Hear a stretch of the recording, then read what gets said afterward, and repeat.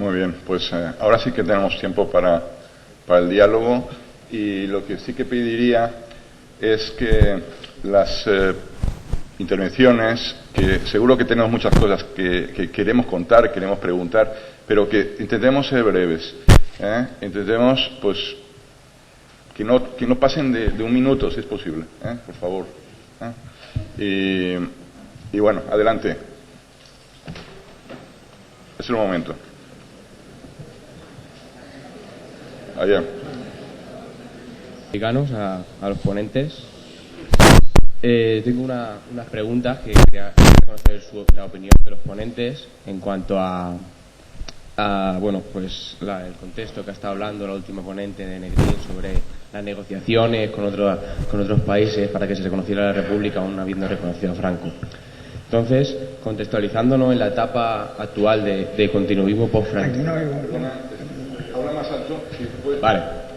Puedes levantarte y habla más alto. Sí. A ver, quisiera conocer su opinión sobre contextualizándolo un poco en las negociaciones que hizo Negrín en cuanto a intentar reconocer el gobierno de la República aún como legítimo. ¿Consideran ustedes en la actualidad el gobierno, o sea, el Estado actual como legítimo? ¿Consideran el Estado español como un Estado legítimo? ¿Y qué opinan ustedes sobre que un Estado no quiera investigar los crímenes de lesa humanidad de un golpista?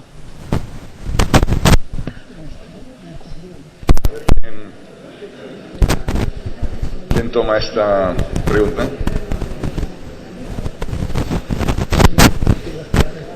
No sé si es una pregunta que, a ver, independientemente de que todos tenemos en esta sala una opinión de esta pregunta, todos tenemos nuestra opinión.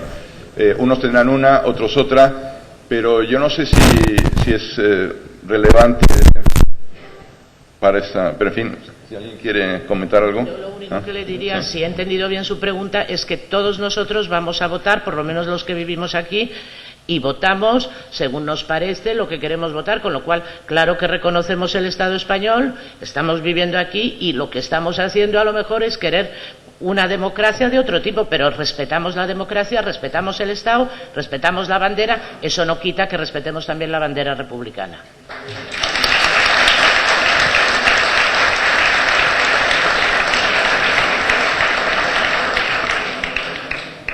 Muy bien, más, a ver, Carmen. Bueno, yo no vivo aquí, conste. Está muy bien lo que ha dicho. Yo todavía no he tomado el pasaporte español, pero en fin, eso ya es cuestión completamente personal y mía. Yo decía a veces que si Canarias se vuelve independiente me tomaré el pasaporte canario, pero en fin, eso son bromas. No, lo que creo es que hay una realidad que es la que existe y hay que tomarla en cuenta. Ahora, en cuanto a lo de los crímenes de la lesa humanidad, yo creo que eso sí es algo que creo que es muy importante, aunque estamos perdiendo todos los pleitos, pero es muy importante que los españoles tomen conciencia, y cuando digo los españoles, el 100% de los españoles tome conciencia de que hubo crímenes.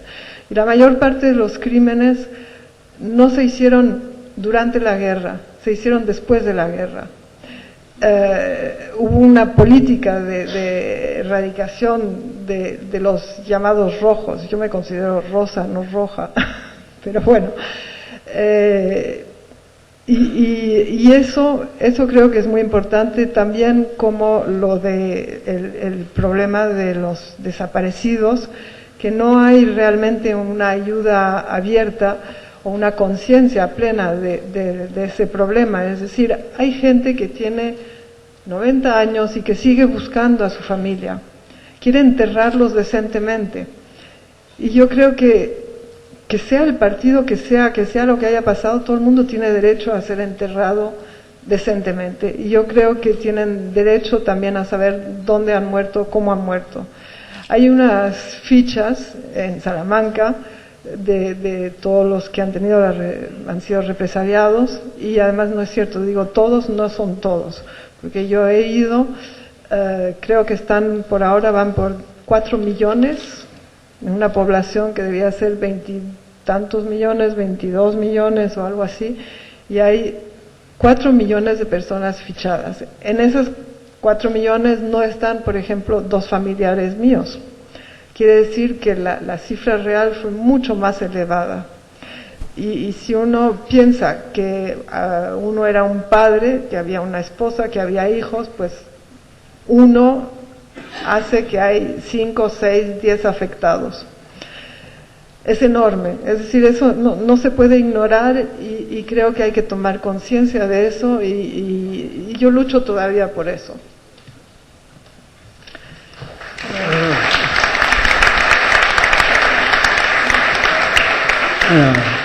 Muy bien. Yo quisiera bueno, perdón.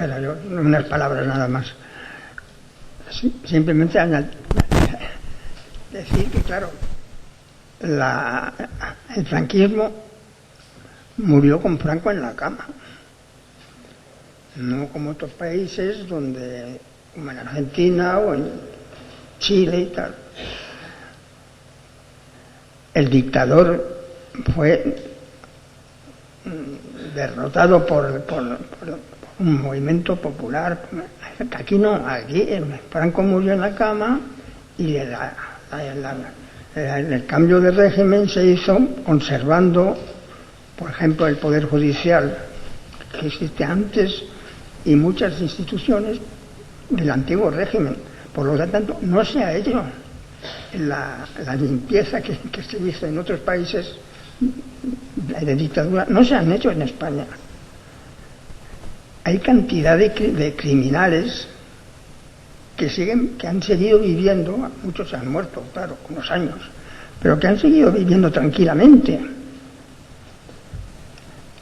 Y por lo tanto hay muchas víctimas que han sufrido del terrorismo franquista y que no han sido reconocidos como tales. Eso hay que tenerlo en cuenta. Nada más.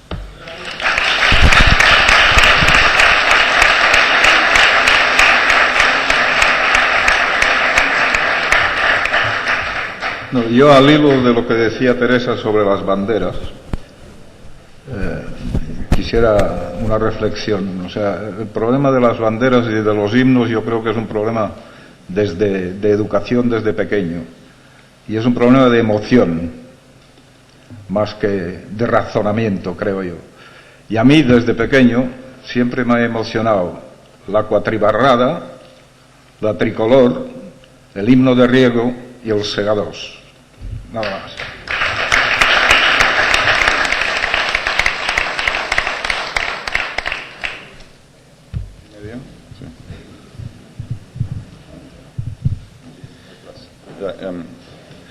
Buenas. Yo, en primer lugar, pues, como lo digo con sinceridad, me alegra mucho de conocer a los descendientes de nuestra historia. Ayer tuve la ocasión de charlar un rato con Carmen y, desde luego, yo lo que sí que me gustaría es lo siguiente. El problema que yo veo siempre con estas cosas, la conferencia que han dado me ha parecido extraordinaria, las intervenciones magníficas, pero cuando también hay que enfocar las cosas, como muy bien ha dicho el presentador de este acto, de este momento de la mesa redonda, que hay que hablar de una parte, pero también hay que reconocer la otra parte. Hay muchas cosas que pasan en la otra parte que en estos actos no salen, porque desaparecidos han habido muchos en nuestro pueblo durante la República. En nuestro pueblo Elda hubieron muchos muertos en la República. En nuestra guerra civil o española, como queráis llamarlas, hubieron mucha gente por las cunetas sin necesidad de estar en el frente. Pero si empezamos a hablar de esas cosas, antes ha dicho este señor que salió de aquí junto con Negrit, que en un momento buscaban la paz, no buscaban la guerra. Si nosotros pues empezamos a hablar de crímenes en la guerra, empezamos a hablar de los crímenes de un sitio, de los crímenes de otro, no alcanzaremos nunca la paz. Yo creo que estamos aquí para poner un sello más en esa historia. Y en esa historia que ha vivido, vosotros la habéis vivido desde lejos al principio, y luego la habéis sentido a través de vuestros antepasados, ¿no? Y con cargos muy importantes. Yo creo que todos los... por ejemplo, hay una cosa que me llama la atención y lo comentaba antes. Cuando hablamos de la celebración de este acto, por ejemplo, o de que el último gobierno de la República estuvo en Elda, lo celebramos como si fuera una festividad. Y yo creo que debería de celebrarse todo lo contrario. Es un luto. Es un luto porque en ese momento lo que estaba el gobierno aquí, porque España entera estaba desangrándose y estaba hecha una verdadera calamidad y había mucho sufrimiento y muchos muertos. Para mí los héroes son los exiliados y los muertos, más que los héroes que fueron para allá o fueron para acá, con toda su buena intención y todo. Por lo tanto, yo creo que al hablar de todas estas cosas y volver a sacar otra vez los crímenes de aquí y los crímenes de allá, en todos los sitios hubo por qué callar y por qué actuar. Yo creo que lo que hay que buscar es la paz y saber que en todos los sitios cocieron habas, como se suele decir, y sobre todo en Elda, que no había guerra en el frente, hubieron muchas cosas que habría que se podría hablar muchas cosas, pero que creo que no es el momento. Por tanto, yo celebrar esta reunión, celebrar, como ha dicho Carmen muy bien antes al principio, que se pueda hablar tranquilamente de todas estas cosas, en paz y tranquilidad, y por supuesto, pero para mantener eso también tenemos que conocer la historia total, la de una parte y la de otra, y luego poner la paz entre todas para que podamos seguir así. Gracias. Bueno, sí, las intervenciones sí pueden ser breves, para que podamos intervenir más. A ver, Teresa. Yo quería decir que sí, que de acuerdo, que indudablemente hay que conocer las dos historias y respetar especialmente a los combatientes de ambas partes o a los muertos de ambas partes. Lo que pasa es que una de las partes tuvo 40 años de posibilidad de darlo a conocer a todo el mundo y de escribir su historia como les daba la gana y silenciar nombres hasta como el de García Lorca, el de Herrera Petere, el de muchísimos republicanos que además eran intelectuales. Es decir, era gente que había escrito, como Pedro Garfias, que no se conocía en España. Entonces creo que ahora merecemos ese respeto de poder hablar de ello y darlo a conocer a las nuevas generaciones que no han sabido nada de todo ello. Eso es lo único.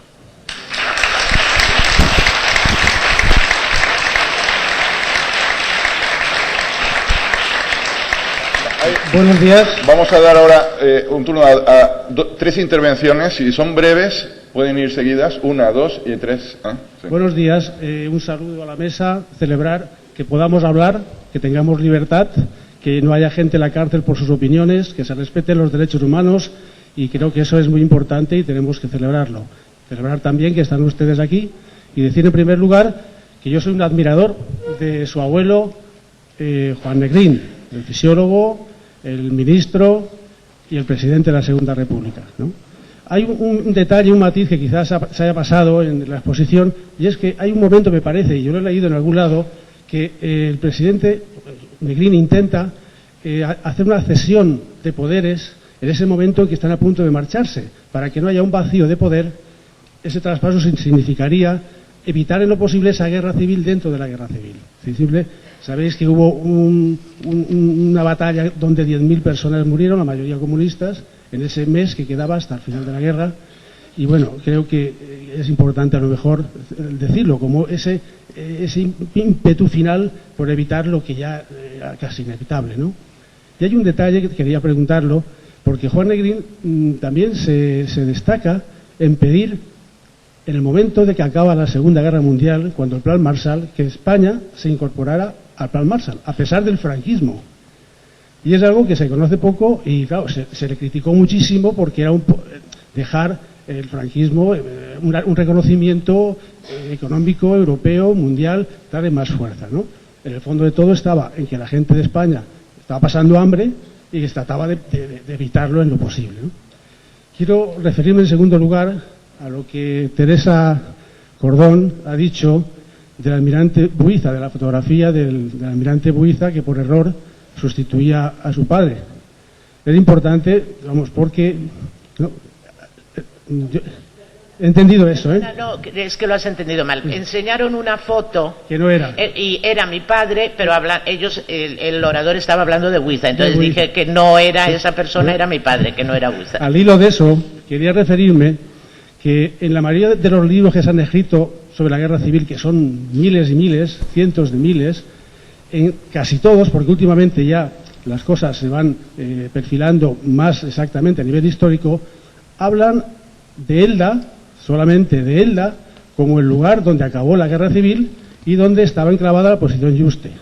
Yo no voy aquí a mantener un tema chauvinista, porque un accidente geográfico y una línea no decide nada, y quienes estuvieron en este caso el gobierno, pues bueno, realmente el Poblet, así se llamaba la posición Yuste era un nombre de guerra, de una posición, está en Pedrell. Entonces, y lo reivindico no por ese accidente geográfico y chauvinista, no, dejadme un instante. Los que me conocen saben que no soy chauvinista. La guerra civil terminó. Sí, termino ya. Terminó el gobierno estaba en Elda, Pedrell, y de ahí salió al exilio en Monóvar. Pero rápidamente decir que me congratulo muchísimo que se haga este acto, que estén ustedes aquí, y decirles solamente que en Pedrell todas las fuerzas políticas y el ayuntamiento, incluso, donde están todos, hemos pedido que el Poblet, que la posición Yuste se declare bien de interés cultural. Hemos peleado durante mucho tiempo, está actualmente en la Consellería, lleva ya año y medio en la Consellería, y me gustaría saber si el Ayuntamiento de Elda ha hecho algo por apoyar y por que esto se lleve adelante, o que incluso hay alguna calle en este pueblo que se llame Juan Negrín. Gracias.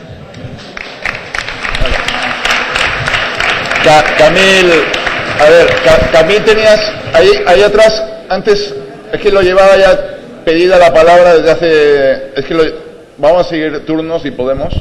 Gracias. Precisiones, gracias. En primer lugar, disculpar nuevamente el desliz fotográfico. Yo me dedico a otras cosas, no a la foto, y lo que ha salido ya había avisado, los pobres son malos. En segundo lugar, caballero, lo que nos reúne aquí hoy, precisamente, es conmemorar, y yo prefiero también, como decía usted, rememorar que esta fue la posición Yuste, la última del gobierno republicano. No estamos aquí para hablar de la represión franquista. Ha salido, sale. Y lo que no se puede hacer es venir aquí a equiparar una represión con otra. Les recuerdo, por otra parte, y con eso también quisiera matizar las palabras de Carmen, que los franquistas no solo mataron después de la guerra, mataron antes de la guerra, porque les recuerdo que fueron ellos los que hicieron el golpe de Estado. Les recuerdo que mientras que las columnas avanzaban frente a un pueblo desarmado porque no tenía ejército, realizaban sus masacres, hasta que se reconoce como verdadera guerra, que es cuando no se puede tomar Madrid. Por lo tanto, no hablemos de cifras, no hablemos de muertos, no hablemos de tal, si usted quiere. Pero hay una cosa que le voy a dar mucho la razón, y engancho con el chaval y acabo. La ley de amnistía de 1977 impide investigar los crímenes de franquismo. Una. En segundo lugar, hay una cosa que tiene usted mucha razón, pero la voy a matizar.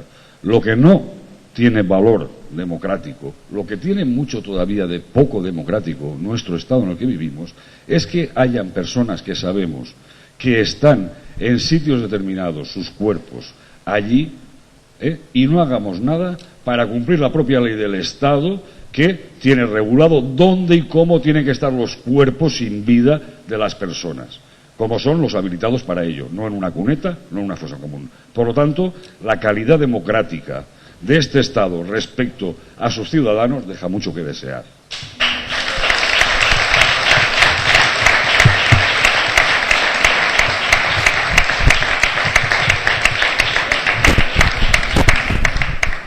Buenas tardes, muchas gracias. Enhorabuena a quienes han traído esta conferencia, esta charla aquí, para poder conocer de primera mano personas importantísimas que representan un gobierno legítimo como fue la Segunda República. Nosotros venimos de Novelda, hemos sido unas personas que hemos venido de Novelda, muy cerca de aquí de Elda, y queríamos hacer un par de preguntas, pero antes es necesario, lógicamente, decir por qué hemos venido. Hoy mi padre hace 16 años que murió, hoy hubiera cumplido 97 años.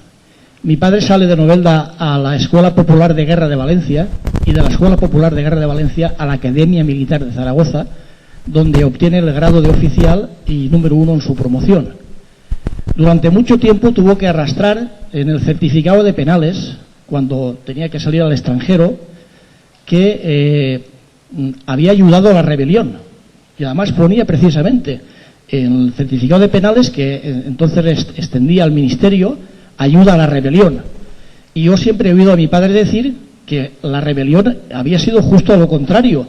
El gobierno legítimo, el gobierno democrático y el gobierno salido de las urnas era el gobierno republicano, que entonces tenía las bendiciones no solamente legítimas sino del pueblo español. Por lo tanto, yo también quería aprovechar para conocerles a ustedes, que ya les he conocido y les he oído, saber si mi padre, que apoyó un gobierno legítimo, si realmente, tal como siempre se nos ha dicho durante muchos años, las personas que apoyaron un gobierno legítimo, y insisto, mi padre no era comunista, mi padre jamás perteneció a ninguna organización política, simplemente era un estudiante que decidió hacer su carrera por lo castrense, nada más. Y, eso sí, democrático, y que entendía que la República, desde su punto de vista, era la mejor condición política que podía tener una ciudadanía, porque nadie tenía que imponer mandatarios, sino que era el propio pueblo quien decidía a través de las urnas quién tenía que ser el que realmente llevara las riendas de un país.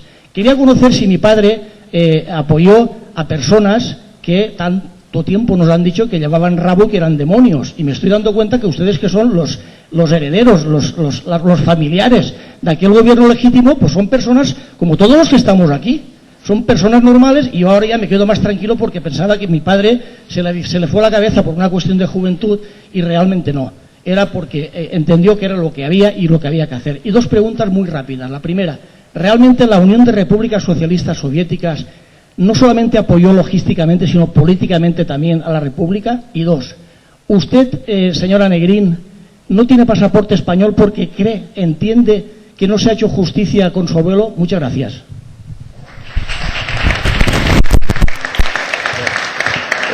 Pasamos a la mesa ahora. Un par de preguntas, porque no vamos a tener mucho tiempo tampoco. A ver, ¿quién...? Simplemente contestarle con una anécdota a lo que decía antes. Había un militar, no comunista, pero militar profesional, que se llamaba Pérez Salas. Era muy amigo de mi padre. Pérez Salas nunca se cambió el uniforme, y cuando mi padre le decía, oye, por favor, cámbiate el uniforme, que te van a encontrar por ahí, te van a fusilar porque van a pensar que eres del otro bando, decía, los que se han sublevado son ellos, que se cambien el uniforme ellos. Entonces, con eso creo que le he contestado.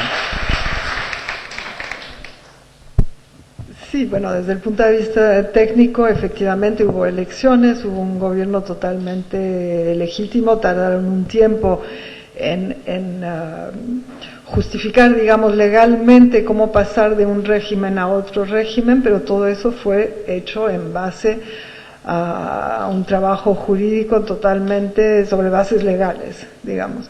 Así que claro, el gobierno que vino después, o los que fueron los rebeldes, pues no fueron los republicanos, eso es obvio.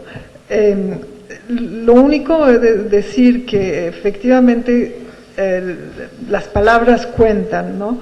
Y la propaganda se hace en base a palabras, y el problema que tiene España, y uso el presente,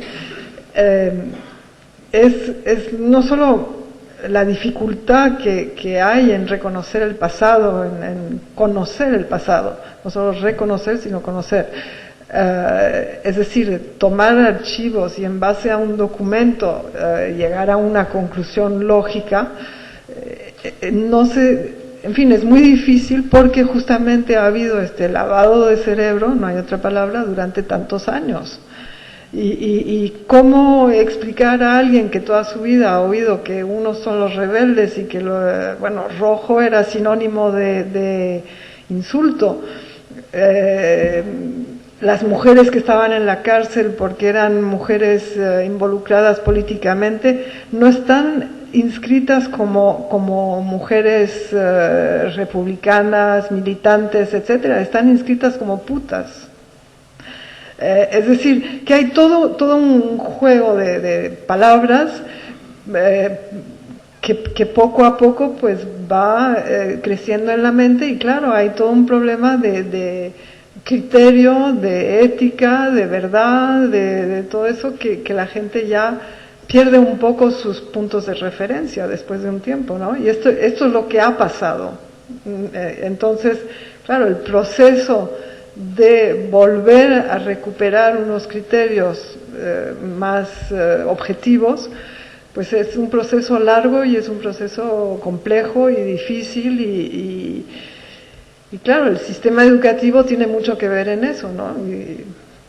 Pero eso es otra vez, eso es otro debate, porque depende en quién tiene las riendas de la educación. Bueno, yo simplemente quería referirme, ¿está entendido esto? Sí. A la ayuda de la Unión Soviética. La República Española, que surgió en el 36, era una república de dirigentes socialistas españoles.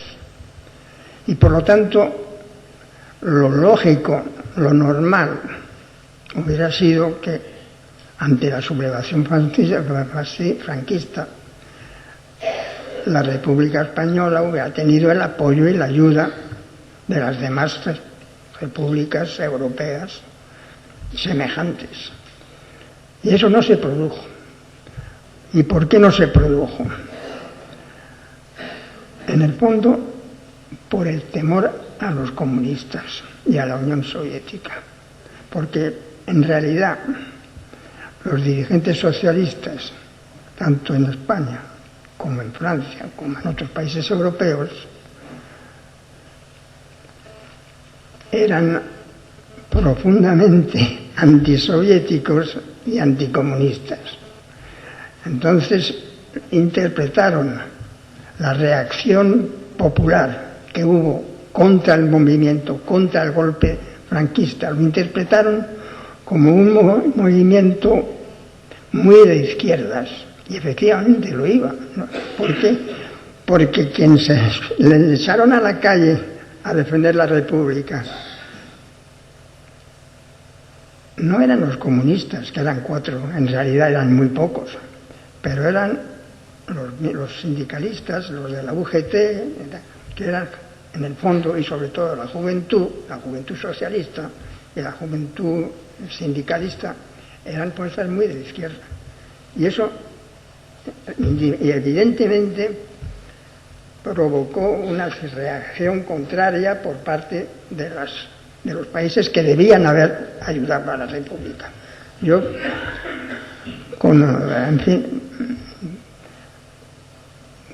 tuve la experiencia de mi padre, a quien le nombraron entonces embajador en Londres, cuando él tenía un puesto importante en la Sociedad de Naciones. Intercomarcal Televisión.